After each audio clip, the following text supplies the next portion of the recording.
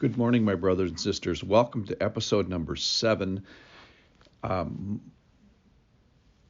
Judas was a 3-year friend of Jesus. And by a 3-year friend, we don't mean like knew him for 3 years. We mean 24/7, every day, every night, every adventure, every healing, every experience that Jesus had. He was walking through the New Testament, if you will, with Jesus himself. And my mother used to say, at the end of a day, I had a great day. Can you imagine walking with Jesus? Can't you just imagine? I can't believe the things that happened today. We fed 4,000 today, and we saw a demon guy get healed, and then you'd go to sleep, and then the next day there'd be something equally as amazing. And then you'd be tucking yourself in, and you would say, I had another great day. Well, this is what Jesus' relationship was with Judas. So Judas had to be Jesus' friend. Judas is Jesus' friend. That's a big point of this. Jesus is my friend. Judas, and eventually was my friend. And then this story happens. So this is John chapter 13, verse 21. After saying these things, Jesus was troubled in his spirit. And we're going to talk about why. Hold that thought. Jesus was troubled in his spirit and testified, Truly, truly, I say to you, one of you will betray me. The disciples looked at one another, uncertain of whom he spoke. So they don't even know. They still don't know that Judas is a betrayer. One of the disciples whom Jesus loved was reclining at table close to Jesus. So this is John. So Simon Peter motioned to him to ask Jesus of whom he was speaking.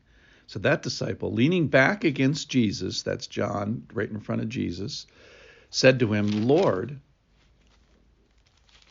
what does he say? Lord, who is it? Jesus answered, It is he whom I give this morsel of bread when I have dipped it. So when he had dipped the morsel, he gave it to Judas, the son of Simon Iscariot. Then after he had taken the morsel, Satan entered into him. Jesus said to him, What you are going to do, do quickly. Now no one at the table knew why he said this to him.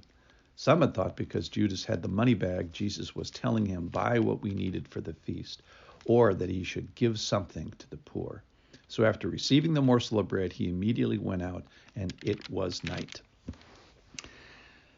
All right, so we see that Jesus is troubled in spirit. Matthew also tells us that the disciples were sorrowful. And Luke has the great line that the hand of him who betrays me is with me on the table. So I wanted to talk about two things. One is the friendship of Jesus with Judas. So we talked about that already. Judas has to be Jesus' friend, or it doesn't count as a betrayal, right? You can only be betrayed by a friend. An enemy can't betray you. An enemy is just an enemy, and you expect them to do that. The thing about a betrayal is the turncoat nature of it. The other thing that hit me today was that Jesus was troubled in spirit. Now, Jesus has plenty of reasons to be troubled in spirit, and most of them are obvious to us. He's going to be captured. He's going to be arrested. He's going to be beaten. He's going to be flogged. He's going to be crucified. He's going to be abandoned by the rest. The rest of the good 11 disciples are going to abandon him. So it's no picnic for what Jesus is going to go through. That is clear. But here's the thing that I thought today. It tells us why Jesus was troubled. The word troubled means to be stirred up and unsettled. Why was Jesus troubled in spirit? Same sentence, and the words come out of his mouth, and he expresses why he has the feeling inside. And the words that come out of his mouth that explain the interior troubling is this: Truly, truly, I say to you, one of you will betray me. So Jesus is troubled that he's going to be betrayed. Perhaps part of it because of the suffering that he has to go through, but perhaps because he is seeing what Judas is going to do to himself. So yes, Jesus is going to have to walk into a buzzsaw, and Judas is going to push him into that buzzsaw with his betrayal. But Judas is pushing himself into the buzzsaw from which he's not going to recover from. So for what Judas is doing to Jesus, perhaps Jesus is troubled, and certainly that makes sense. What hit me today was that Judas was going to do this to himself. Excuse me. And Jesus, seeing his friend, stick himself with his own sword, which is what he's doing, perhaps that's the reason why Jesus was unsettled and stirred up and troubled and terrazzoed, as the Greek word says. So let's just dispense for a second that Judas is just some sort of a robot. He takes the morsel. He's not a victim. He has agency. He was close enough to get a morsel. Perhaps he was even at the second position of honor around this table, which would have been there lying. The table is in the middle, like the hub of a wheel. The disciples are 12 spokes of the wheel.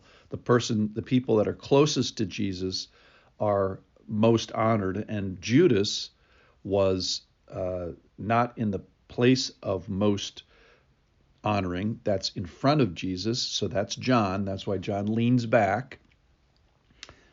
They're all laying on their left elbow, but he's close enough to get a morsel from Jesus. So perhaps Judas was in the number 2 position on this spoke of the wheel that is behind Jesus, so Jesus can just lay over and give the morsel to Judas. So he's close enough to be labeled a betrayer. That's the amazing thing about this. All right. So let's talk about Satan's influence. He puts it in his heart, and then after this happens, after Judas takes this morsel and acts in this way, that Satan certainly becomes a more dominant influence. So the teaching point, I think, for us is, Lord, lead us not into temptation. Keep us on a short leash of obedience, if you will, before we run into the road and chase the UPS truck and get run over. So today, why was Jesus troubled in spirit? I think part of it was because he saw his good friend, his 3-year, 24/7 friend who he had been through all these great days with. He saw him walk into a buzzsaw. I never saw that before. Thanks for listening, my friends.